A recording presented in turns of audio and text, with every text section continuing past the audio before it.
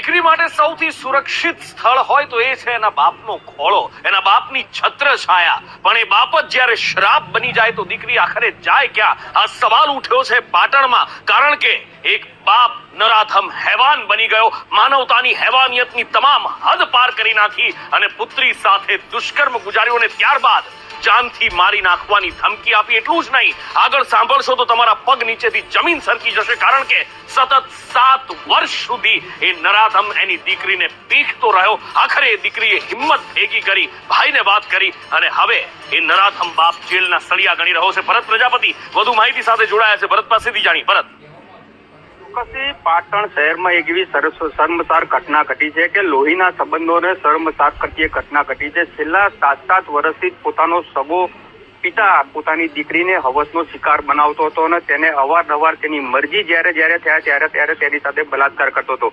અહીંયા સૌથી મહત્વની બાબત છે કે 7 વર્ષથી પોતાની દીકરીને તે પોતે પોતાનો હવસનો શિકાર બનાવતો હતો અને તેની જે મોડસ ઓપરેન્ડી હતી કે કોઈ પણ વિસ્તારમાં જ્યારે તે રહેવા જાય ત્યારે તે 12 મહિના સુધી તે વિસ્તારમાં રહેવાનું ને પછી ત્યાંથી ઘર ખાલી કરીને બીજે જવાનું ને ત્યારબાદ એટલે અવારનવાર પોતાની જે દીકરી છે તેને પોતાની મરજી જ્યારે થાય ત્યારે પોતાનો શિકાર બનાવતો હતો. 7 વર્ષથી તેની સાથે તેની ઉપર બલાત્કાર કરતો હતો. આ સમગ્ર બાબત જો કોઈને કહેવામાં આવશે તો તને તેમાં તારા મમ્મીને જાનથી મારી નાખવાની તેવી ધમકી આપતો હતો. સૌથી મહત્વની બાબત છે કે પિતા જે છે તે પોતાની જે પુત્રીની સાથે જે બલાત્કાર કરતો હતો તે પુત્રીને ક્યારેય પણ કોઈને મળવા નતો દેતો. કારણ કે જો મળે તો પોતાની પુત્રી કોઈને વાત કહી દે.